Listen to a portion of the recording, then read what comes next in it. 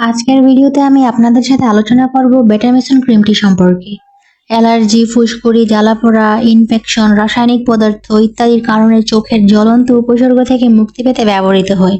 এছাড়াও বিভিন্ন অ্যালার্জিক ত্বকের অবস্থার সাথে সম্পর্কিত বার্ন থেকে মুক্তি পেতে ব্যবহৃত হয়।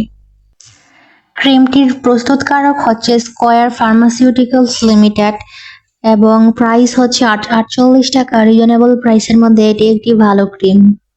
যাদের ত্বকে একজিমা, সোরিয়াসিস, নিউরোডার্মাটাইসিস রয়েছে তাদের জন্য এই ক্রিমটি ডক্টররা সাজেস্ট করে থাকেন।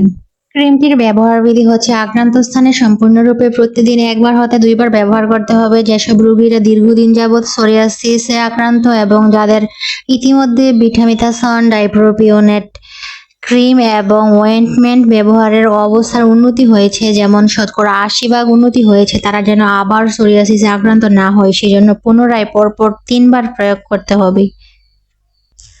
ক্রিমটি চোখের আশেপাশে কোনো স্থানে ব্যবহার করা উচিত নয়, কারণ এতে গ্লুকোমা ও ক্যাটারেক্ট হওয়ার সম্ভাবনা থাকে। গ্লুকোমা হলো চোখের একটি সাধারণ রোগ ও ক্যাটারেক্ট হলো বা ছানি।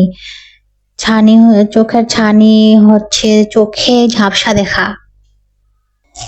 ক্রিমটির পার্শ্ব প্রতিক্রিয়া হচ্ছে অল্প থেকে মধ্যম পর্যায়ে জ্বলুনি, ত্বক শুষ্ক, চুলকানি ও ত্বক শিরশির করা, ঘামাচিযুক্ত ত্বক অথবা ত্বক টান হয়ে ফেটে যাওয়া, উষ্ণ অনুভূতি হতে পারে।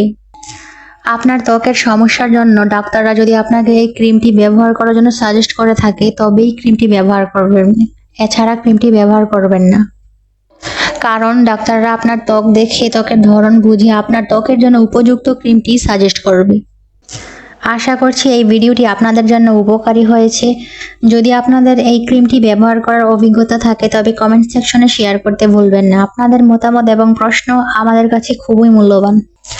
আমার পক্ষ থেকে অনেক ভালোবাসা এবং ধন্যবাদ সবাইকে।